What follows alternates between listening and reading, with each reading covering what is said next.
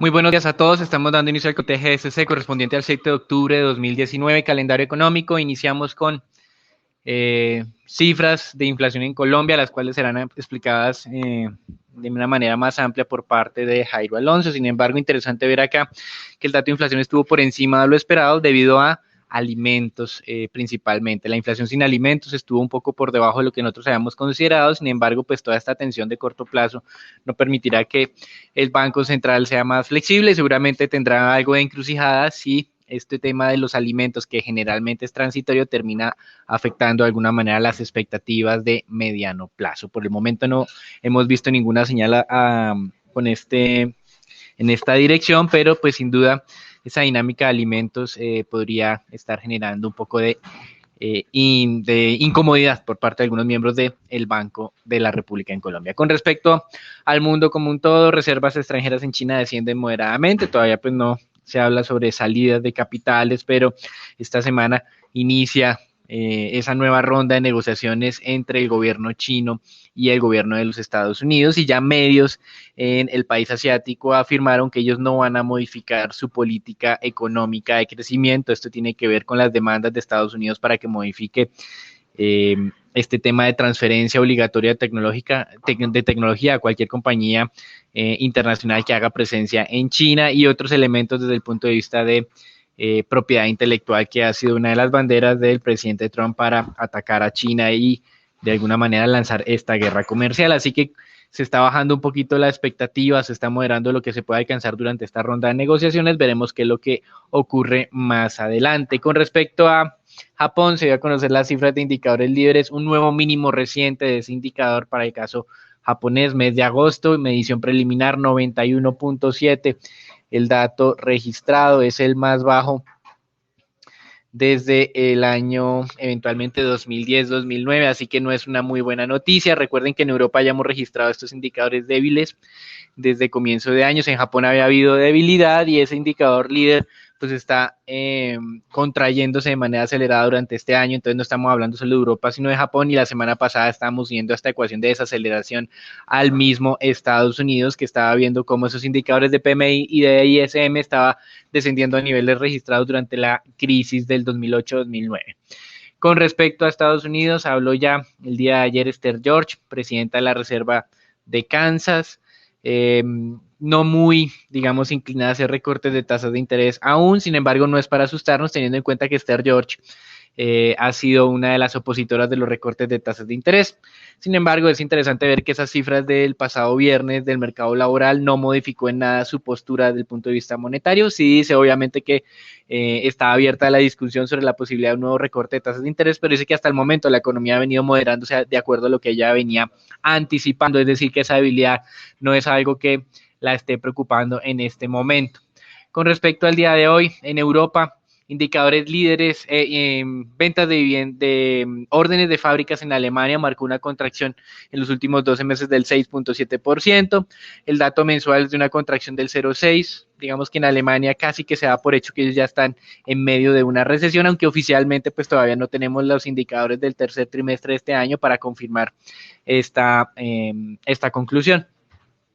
También en Europa, indicador de confianza de los inversionistas marcó menos 16.8, el dato esperado era menos 13 y el anterior dato de menos 11, es decir, ya el mercado venía anticipando una reducción en este tema de la confianza inversionista en la zona euro, y el dato fue aún peor de lo esperado. Incluso estamos hablando de indicadores por debajo del año 2014, es decir, Europa como un todo, como dicen ya varios analistas, puede estar a puertas de un tema recesivo ya, lo cual pues de alguna manera nos explica esto que hemos venido hablando de las diferencias entre el Banco Central Europeo y la Reserva Federal.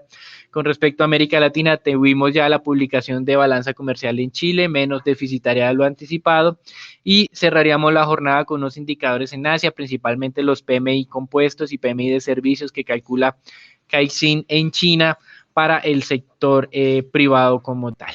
Así que los indicadores económicos continúan mostrándonos debilidad en términos generalizados, especialmente ya en el tema europeo, y se está uniendo de alguna manera el tema japonés a toda esta incertidumbre. Con respecto a los mercados accionarios, hoy Europa se valoriza, pero Asia y futuros de Estados Unidos se ven débiles, y esto básicamente pues por esta referencia de los medios chinos de que no habrán grandes avances en estas reuniones de negociaciones comerciales. Recuerden que se había estado esperando desde hace mucho tiempo estas reuniones, que eran en la segunda semana de octubre, pero digamos que de alguna forma se está desinflando la expectativa. Veremos cómo entonces termina de arrancar esta semana. Recuerden que la semana pasada tuvimos 2 jornadas positivas al cierre de la misma, día jueves, viernes, bajo la expectativa de que la Reserva Federal sea más expansiva de lo que sugirió en su última reunión. Por eso los inversionistas estarán muy prevenidos con la publicación de las minutas este día miércoles.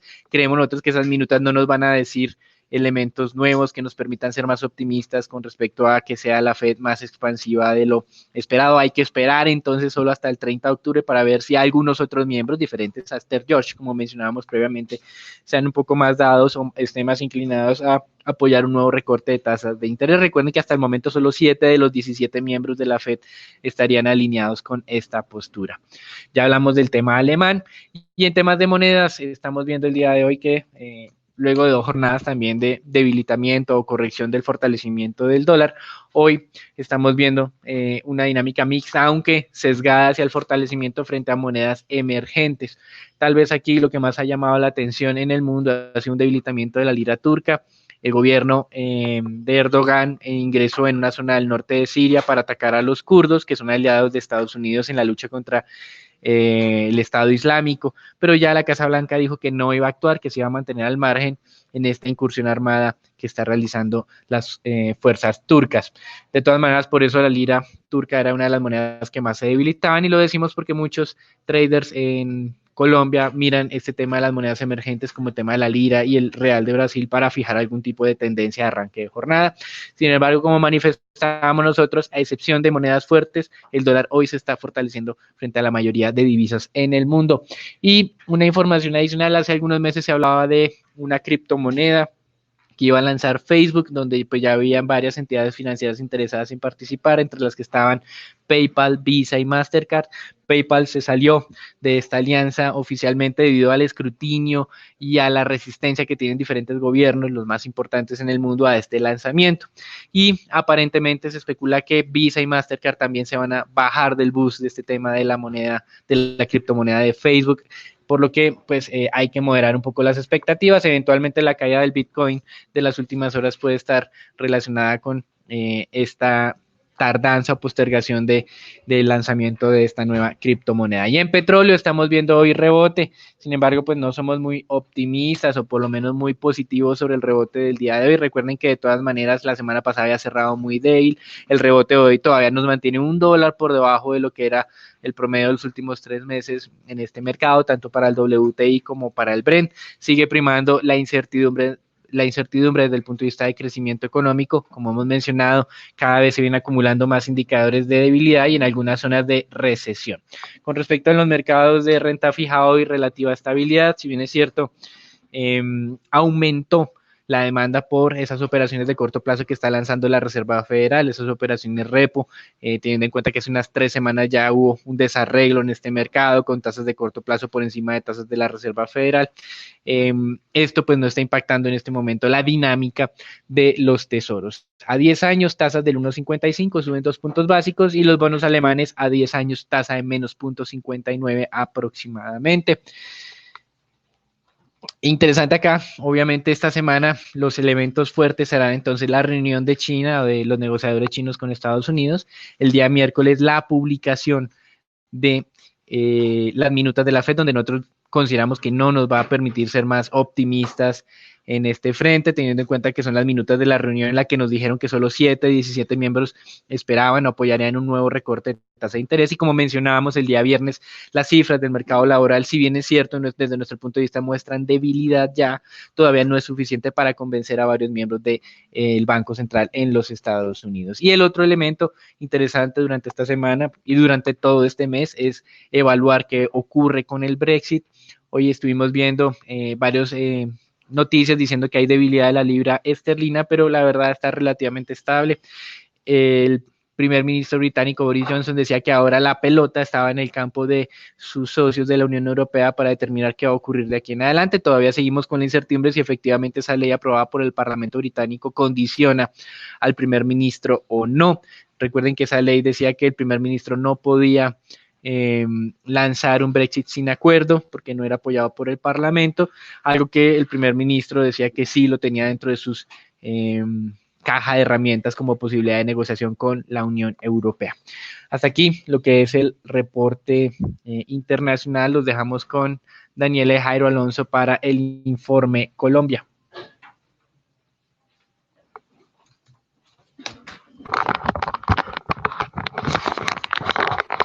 Gracias, Dani. En Colombia, el DANE dio a conocer el dato de inflación para el mes de septiembre, el cual tuvo una variación del 0.23, ubicando la inflación anual en 3.82, es decir, 0.59 puntos porcentuales mayor que la reportada en el mismo periodo del año anterior, cuando fue de 3.23. Las mayores variaciones se presentaron en las divisiones de educación, 0.90, alimentos y bebidas no alcohólicas, 0.46. En esta parte de la inflación, interesante entender que primero estuvo por encima de lo que el mercado estaba anticipando e incluso donde nosotros que estábamos optimistas frente al tema de la inflación de alimentos, nosotros ya estábamos esperando reducción en precios de alimentos, no ocurrió.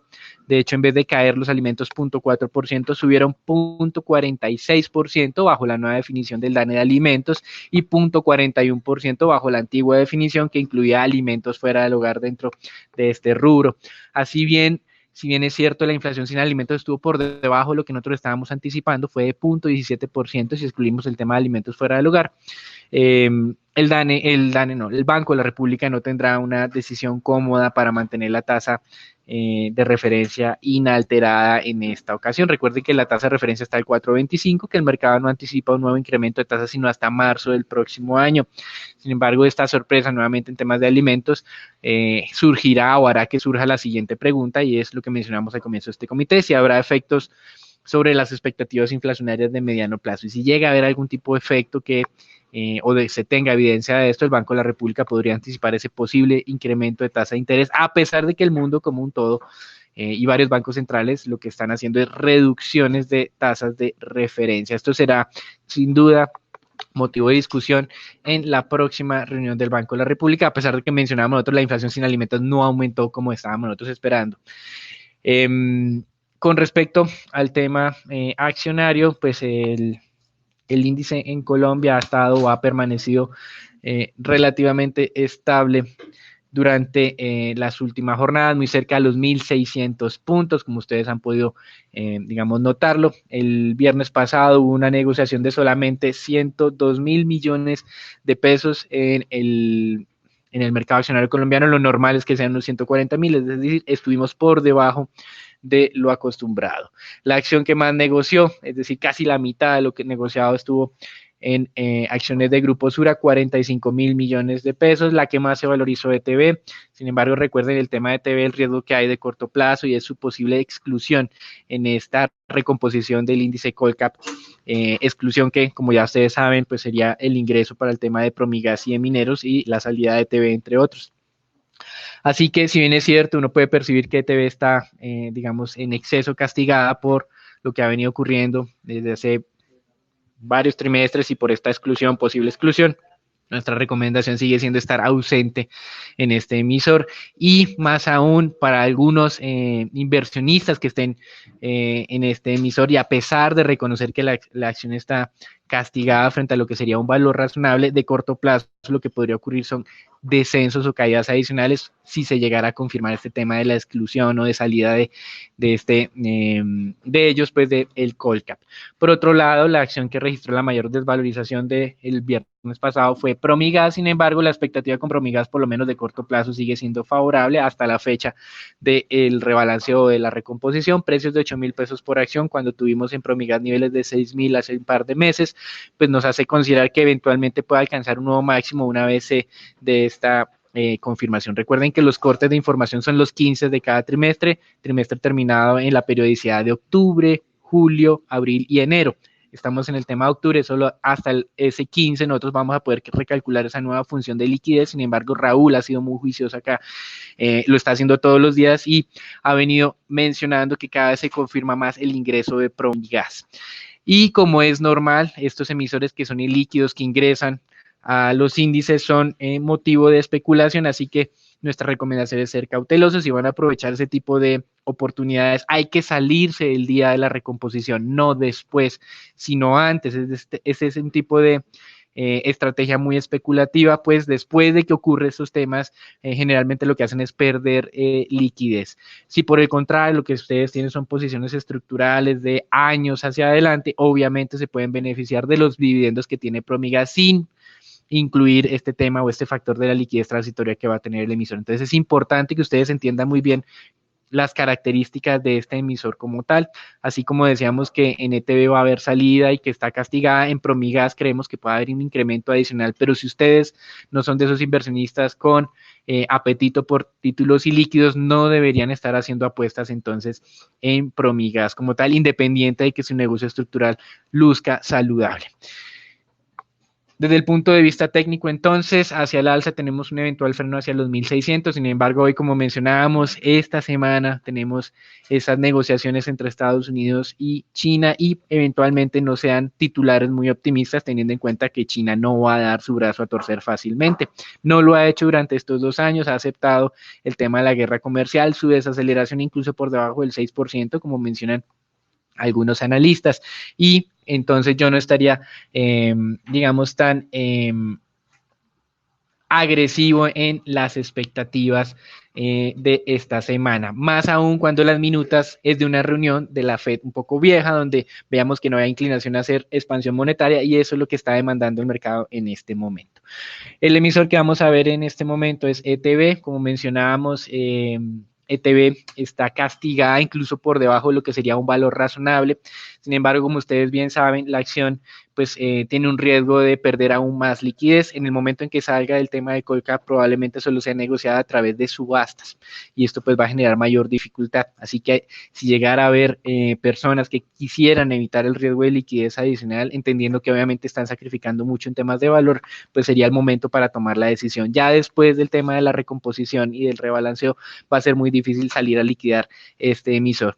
Incluso si ya han sentido dificultades en temas de liquidez algunas jornadas, esto se va a incrementar, va a ser más difícil. Desde el punto de vista técnico, si no pudiera hacerle técnicos a este emisor, tenemos eventualmente un nivel de resistencia alrededor de los 240 pesos, nivel que fue el cierre del pasado día viernes, así que mucho cuidado en tema de ETB de aquí en adelante. El viernes pasado obviamente hubo un rebote, pero creemos nosotros que no hay que ser muy agresivos en este emisor y más bien la recomendación es de alguna manera aceptar ya la pérdida que tenemos. Recuerden que el valor de ETB está escondido o está contenido por la posibilidad de un proceso de venta de la acción, pero ya hemos visto que los sindicatos y desde el punto de vista político han sido efectivos para frenar esta venta. Lo que podremos ver eventualmente hacia futuro es el estancamiento de la línea de negocio de ETB como tal. La competencia en su sector es muy difícil. El tema de comunicaciones exige una inversión de capital muy alta para mantenerse digamos, vigente. Recuerden que hacia futuro viene el tema de la 5G,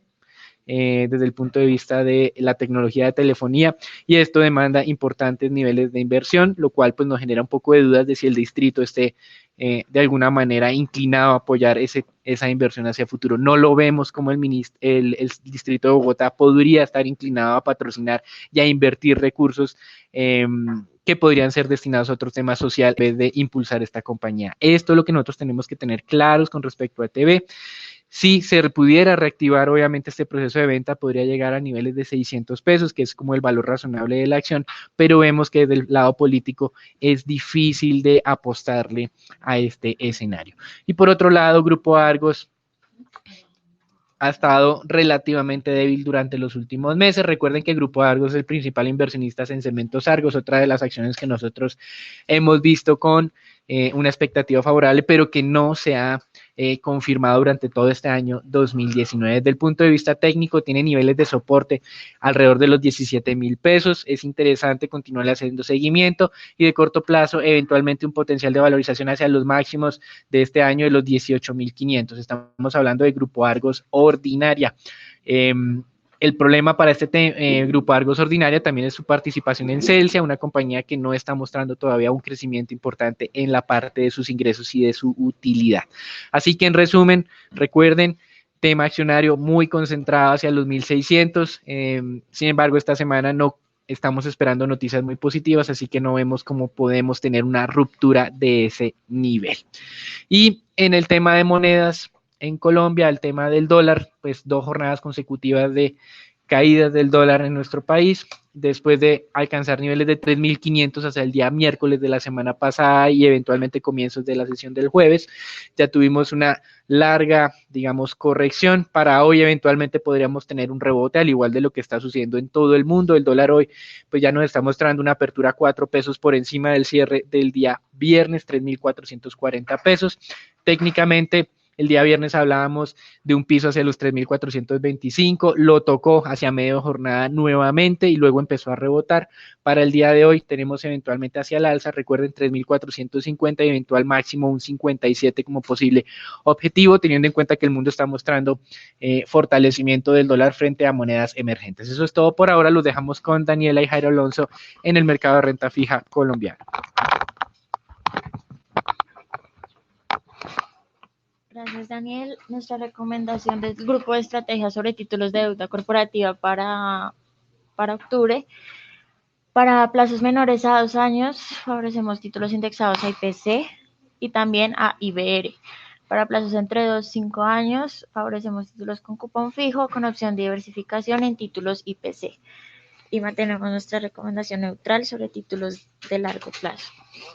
Por el lado de las tasas de negociación, se siguen observando valorizaciones en todos los títulos de referencia.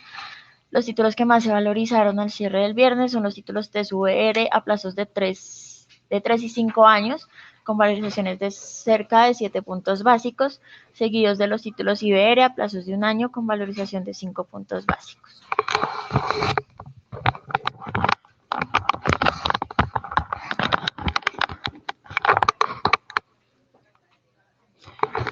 En la jornada anterior, tanto los test con vencimiento a 2024 como los test a 2028 presentaron valorizaciones y cerraron en 5.028 y 5.743 respectivamente. La curva de test en pesos se valorizó 0.83 puntos básicos en promedio, mientras que los test VRs se valorizaron en 0.05 puntos básicos. Todos los segmentos de la curva se valorizaron en promedio. El corto 0.43 puntos básicos, el medio 1.27 puntos básicos y el largo 0.80 puntos básicos. En deuda corporativa se operaron alrededor de 3.500 millones a través del sistema transaccional y 1.094 millones por registro. Lo más transado fue tasa fija con vencimiento a 2021, seguido de tasa fija con vencimiento a 2020. Eso es todo por nuestro comité del día de hoy. No olviden seguirnos en nuestras redes sociales. Los esperamos en un nuevo comité el día de mañana. Muchas gracias.